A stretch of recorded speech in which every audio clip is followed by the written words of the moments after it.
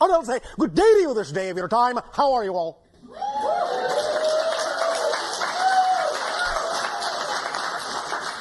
All right. Thank you. Thank you for the co-creation of this transmission. Thank you for the co-creation of this interaction. Once again, we take this opportunity to extend our deepest appreciation to each and every one of you individually, all of you together collectively, for the opportunity that you are giving to us in being allowed to experience through each and every one of you different facets of the multidimensional crystal of all that is. So we thank you for the gift of expanding our understanding of creation through these interactions. We would like to begin this exchange with the idea that many of you have now begun to discuss in recent times upon your planet, of the idea of vortex vibrations. What is a vortex? Good question. Thank you. The idea, in the most, shall we say, simplistic terms, is that there are a variety of different kinds of vortices. Some of them you call earth chakras, similar to the idea of the chakra system, the energy system in your own individual bodies. Some of them are simply what might be called run-of-the-mill vortices that exist in and around the grid of the planet, the energy grid of the planet, being that, in a sense, your planet is a type of crystalline form. There are certain nodal points, certain energy flows in and around it in the electromagnetic field of your world. And these grid points very often culminate in the idea of a vortex. Now, again, in the most simplistic terms, what's the difference between a chakra point and a normal vortex? Good question. Thank you. The simplest way we can phrase it is by analogy. The chakra points are like faucets. The vortices are like drains. The chakra points pour into your world energy, radiate energy, give off energy that they tap into from a variety of dimensional planes and from your Earth itself and from your solar system and from the electromagnetic field, regulate and pulsate these frequencies and emanate them into your world in a variety of ways to create a stable field in which you can experience the idea called physical reality. The normal, so to speak, vortices are where the energy flows go out. Now, this does not mean something cannot come through a vortex from another place, but the general flow is chakra in, vortex out. And the vortices, thus then, are like gateways and doorways to a variety of different vibrational states, different energy states, different dimensional states, and therefore can be utilized like doorways as access portals to different dimensions. For example, one of the strongest vortexes, or vortices, if you will, that you have upon your planet that is very familiar to you, is what you typically call the Bermuda Triangle area, which acts as a fluctuating gateway and doorway to different dimensional levels, different vibratory states, different energy states, and why a variety of individuals and craft have from time to time disappeared or vanished in that area. Not all of them always go through a portal to another dimension.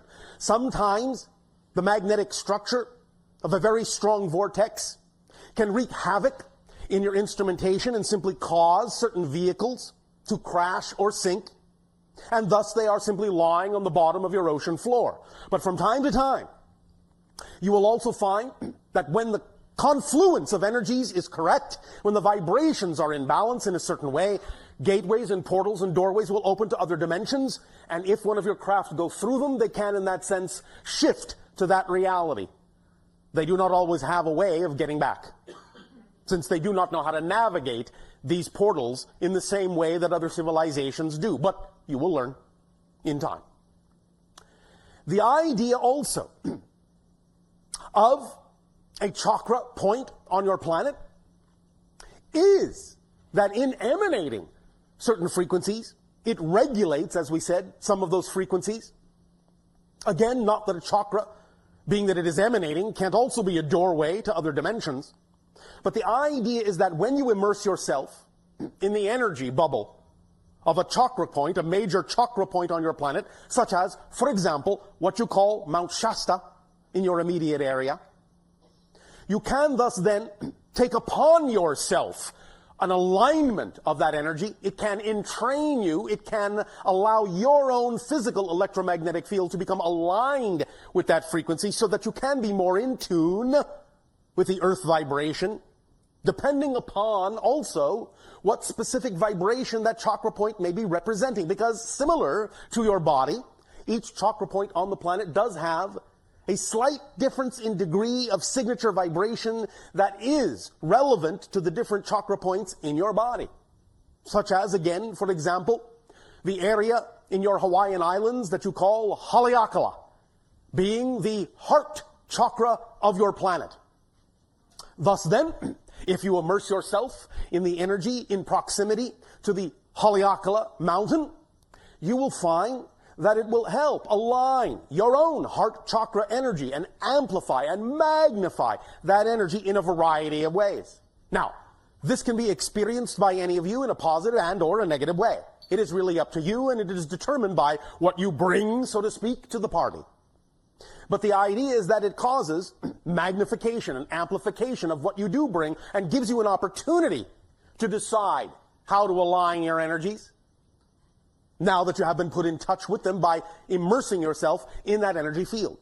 This does not mean you cannot do this in other locations, but the idea is that your planet does have these natural points that are natural amplifiers, natural magnifiers, and they interact with each other in very specific ways. Both the chakras and the normal vortices interact in a variety of ways, creating a pulsing grid of energy around the planet, lines of energy that you can tap into and do tap into biologically all the time, and again can be used to amplify, magnify, or alter or adjust your own electromagnetic vibrations in a variety of ways according to how you decide, how you choose to utilize those energies.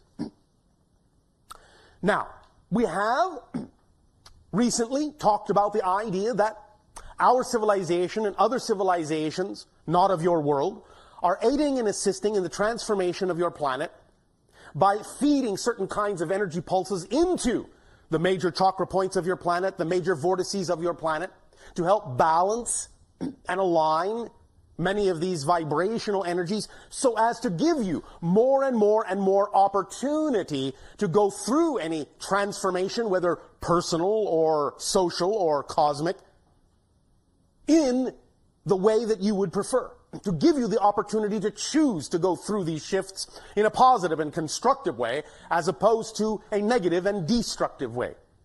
So we are also adding our own energies to your world, not doing anything for you, but giving you options, giving you vibrational opportunities to link with, to align with, to identify with, and to reflect to you your choices, your potential, who you really are, give you more opportunity to give yourself permission to be who you really are. Different civilizations have different assignments, so to speak, with regard to regulating that energy, pulsing that energy, adding their energy. And a variety of civilizations are involved in this, including our own. I myself have been given the area above a major vortex in your area called Sedona. My ship is approximately 2,500 of your miles above that vortex, pulsing down energy constantly as a reminder, as a regulator of the vibration that can help through the creation of a variety of chord structures, can help smooth out the vibrations of discord in your world in a variety of ways. And different members of my society in different ships are also positioned above other vortices, other chakra points on your planet, as are other civilizations, other ships, also pulsing their energy. Now, the idea of being over a certain place does, in a sense, have to take its cue from the kinds of energy structures that exist in your world, and thus then the energy we deliver has certain degrees of boundaries or borders in which the energy is most effective, and beyond those borders, not as effective. Therefore, that's why various members of a variety of civilizations are positioned over different energy grid points in order to add and maintain a consistency of energy, because one cannot do it all. One ship cannot do it all. Because of the way energies interact with each other, because of the way the grid points, chakras, vortices interact with each other, it must be in the sense boosted from time to time, here and there, in order to be amplified to the appropriate pitch to allow for balance to occur. Now, we would like to demonstrate via a graphic. We understand you may not all see this clearly right now, but you will all receive the ability to have copies of this image later on. Nevertheless, April, map A. Map A. Hold it up. This is what you call your United States, correct? Yes. Is it right side up? Yes. Thank you. You will see two circles. Yes? All right. Now, the lower circle, in that sense, is centered on Sedona.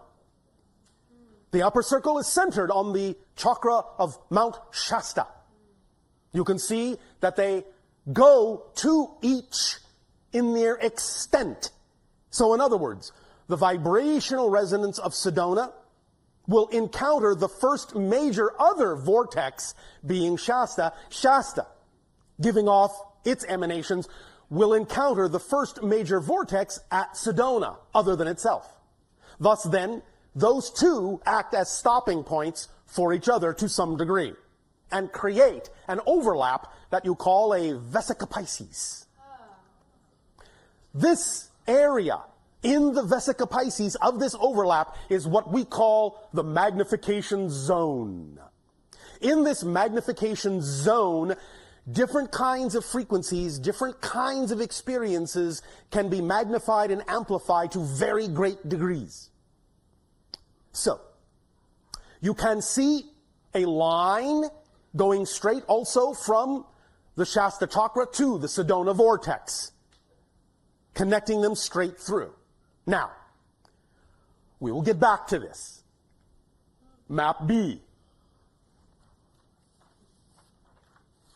Are you holding it up high? High enough. All right. This is, generally speaking, a map of your planet. You can see now a little bit more broadly the idea of the two circles, Sedona, Shasta. You can also see the radiation from Sedona circles going out and out and out and out, and how they encounter different vortices in proximity. Encountering the idea of the vortex of Shasta gives a certain circle. Encountering the idea of the vortex in the Yucatan Peninsula gives a different circle. Encountering the idea of the Haleakala chakra gives a different circle, and on and on and on and on. And you can see that as they encounter each other, there are different resonance areas that are created, different, shall we say, diameters of interference, of concordance, and in that sense, crests of waves and troughs of waves, as is depicted in the line above the circles. In the very center, where we are distributing most of our energy to Sedona, is the idea of what we have called the serious vibration, in that sense, of the 33 cycles per second.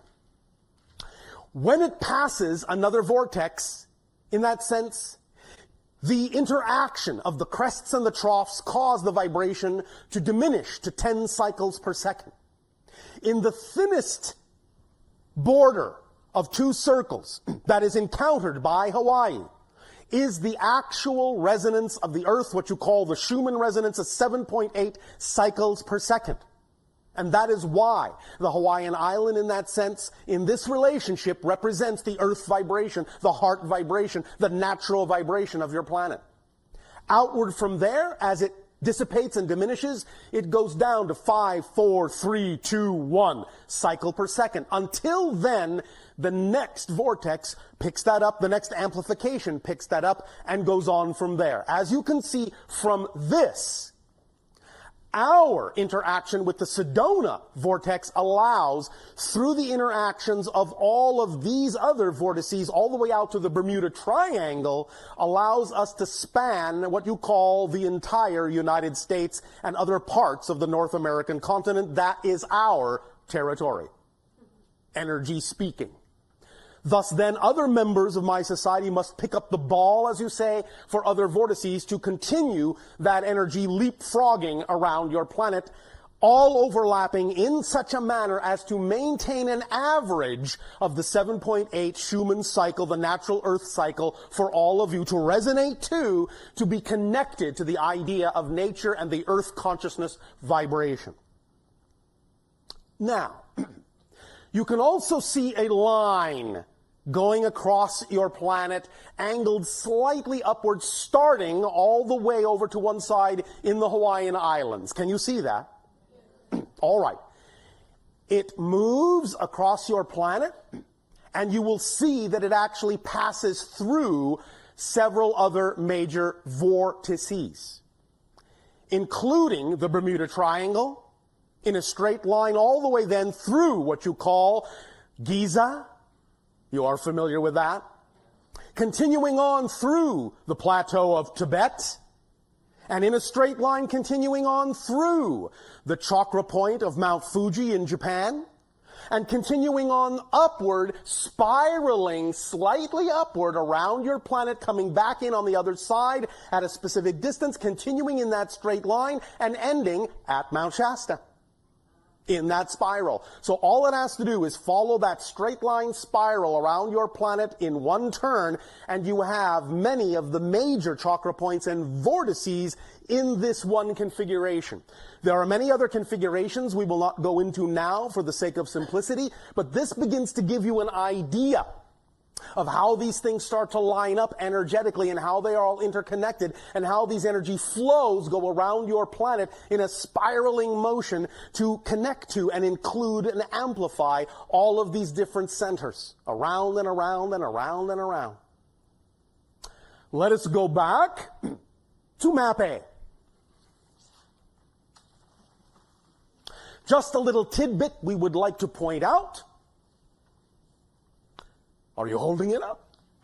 Oh, thank you. You see the Sedona circle. You see the Shasta circle. You see the Vesica Pisces. You see the straight line between Sedona and Shasta?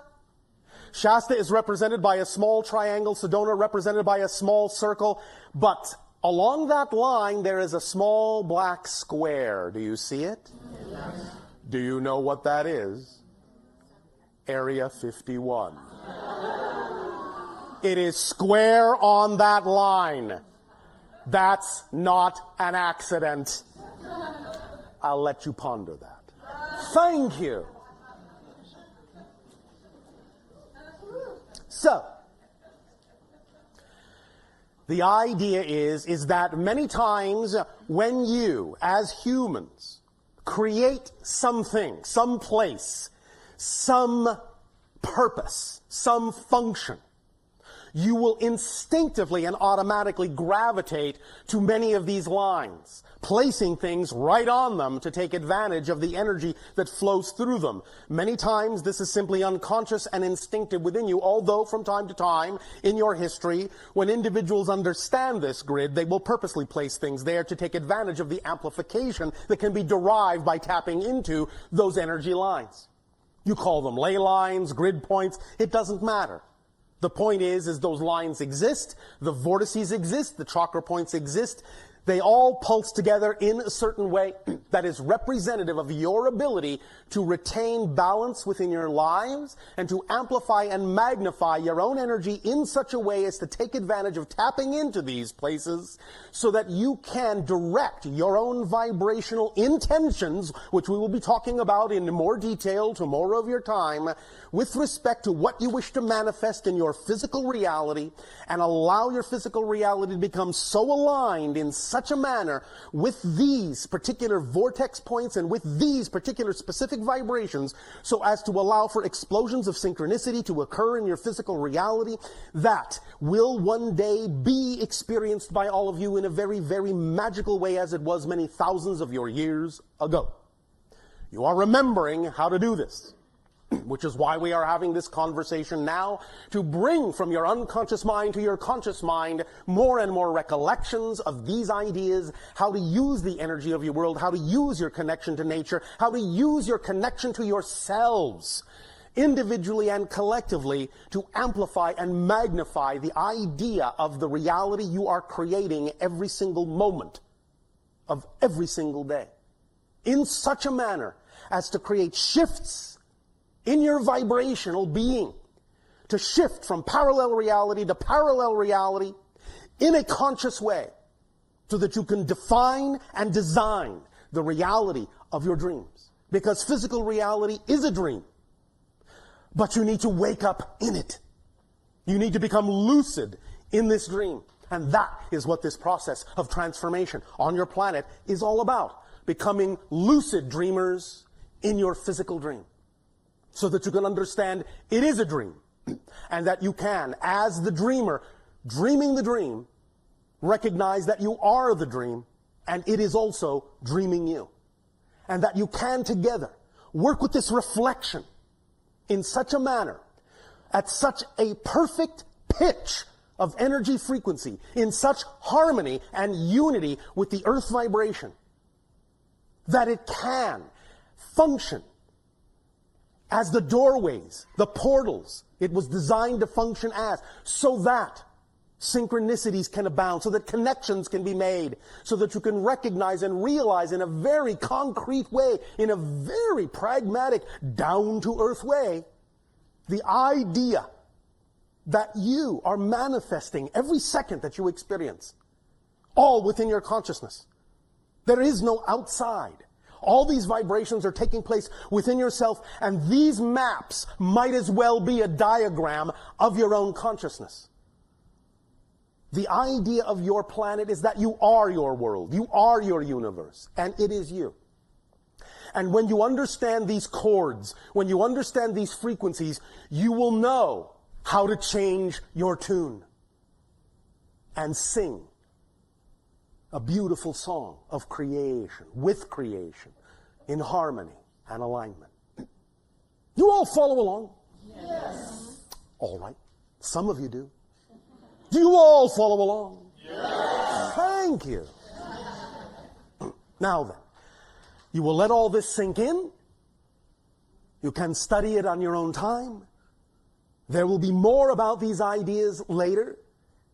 More layers, more levels added to these beginning ideas so that you can become proficient at reading the map, reading the lines, charting your course, seeing the way for you, specifically for you, in your unique way. We thank you for allowing us to share and reflect to you what you already know. And in return for the gift you have given to us, I ask you now, in what way may we be of service to you? You may begin